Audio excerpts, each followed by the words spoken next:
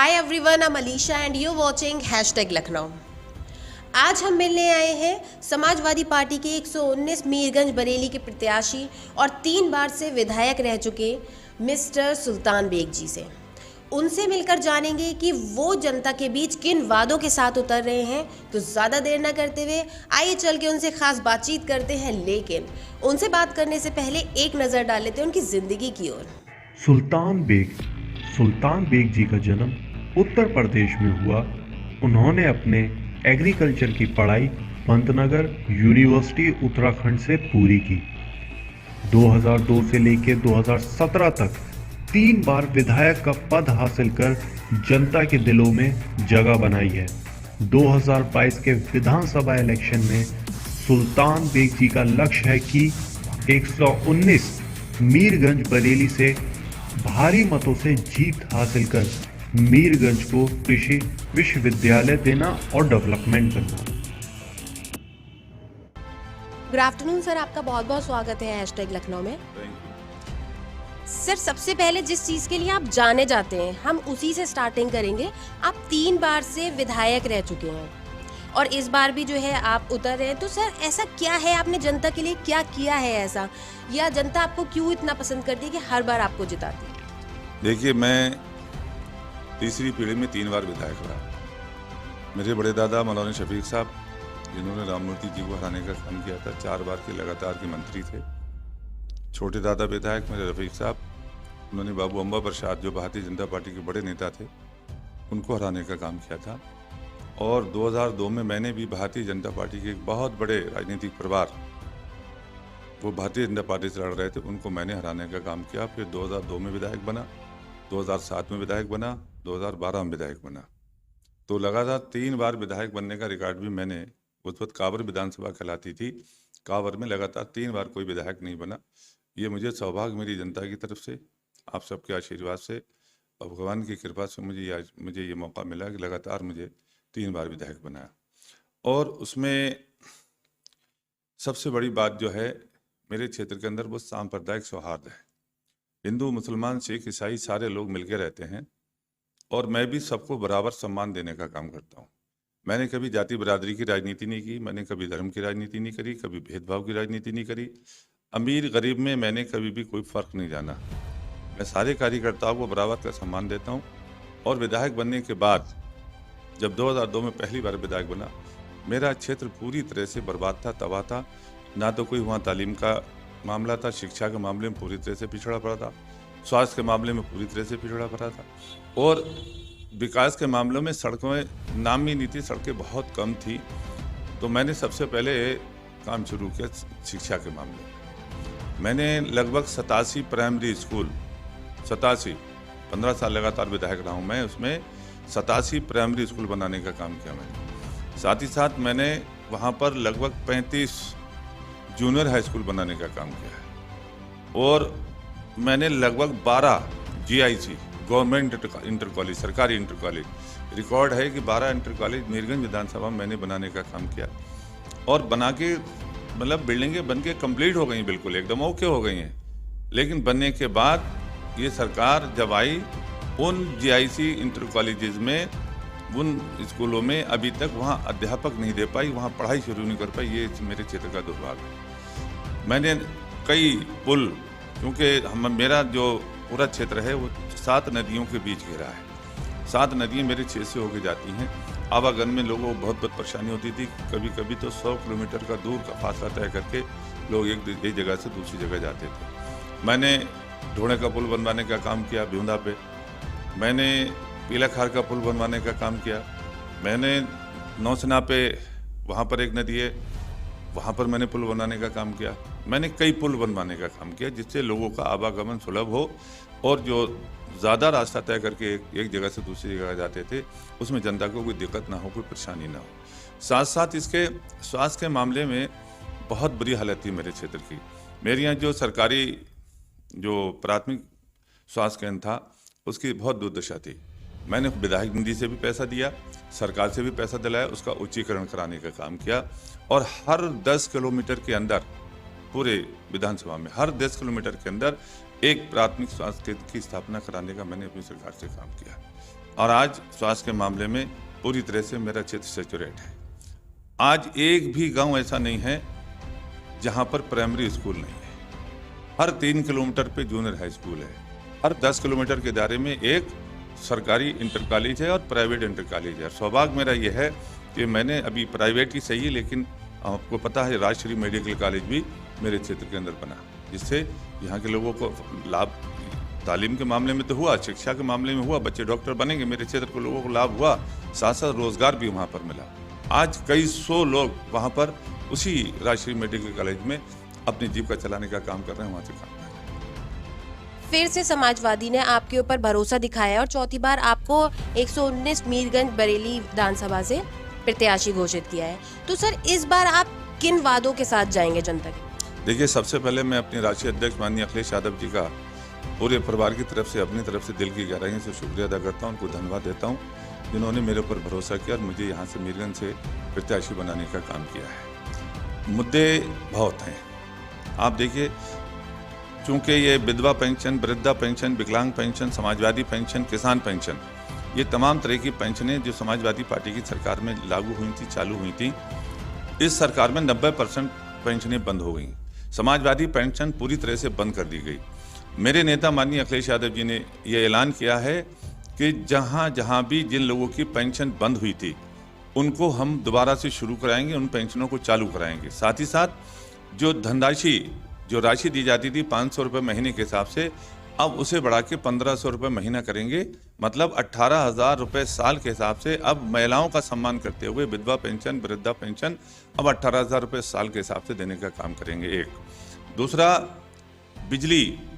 बिजली के मामले में अब उत्तर प्रदेश के अंदर पूरे हिंदुस्तान से ज़्यादा महंगी बिजली मिलती है और आज किसान बिजली का बिल देने से परेशान है, आम आदमी बिजली का बिल देने से परेशान था और ये पीड़ा मेरे नेता तक पहुंची, माननीय अखिलेश यादव जी तक पहुंची, क्योंकि हम लोग गांव के लोग रहने वाले हैं, गांव की राजनीति भी करते हैं, शहर के अंदर भी। तो इसलिए मेरे नेता ने एक मुहिम के तहत तमाम उत्तर प्रदेश के जो बिजली के उपभोक्ता हैं उनकी बात को समझते हुए, उनके दुख को समझते हुए ये तय किया है कि 300 यूनिट बिजली उत्तर प्रदेश के लोगों को फ्री देने का काम करेंगे। साथ ही जो सिंचाई होती है बिजली से, ट्यूबवेल वगैरह लगते हैं, जो मोटरें चलती हैं, उसको भी हम फ्री करने का काम करेंगे। एक तीसरा जो है ये जो पुरानी पेंशन का मसला था, वर्षों से वो मामला लैंगर ऑन था, पेंडिंग चला आ रहा था लगातार और बहुत लोग परेशान थे, चाहे उसमें पुलिस के कर्मचारी हों, 72-73 विभाग हैं,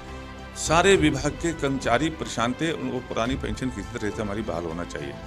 इस बीजेपी की गूंगी बहरी सरकार ने उस तरफ ज़रा सा भी ध्यान नहीं दिया, कर्मचारियों में तो ध्यान नहीं दिया, मेरे नेता का ध्यान उनकी तरफ भी गया, उनका भी दुख बांटने का काम किया और ऐलान किया ये में हमारे जो पार्टी का घोषणा पत्र जारी होगा उसमें ये तय होगा कि अब की हर हालत में जैसे ही मौका मिलेगा सरकार बनाने का, सरकार समाजवादी की बनेगी तो फिर उस पुरानी पेंशन को लागू करने का काम करेंगे। ये मुद्दे हैं।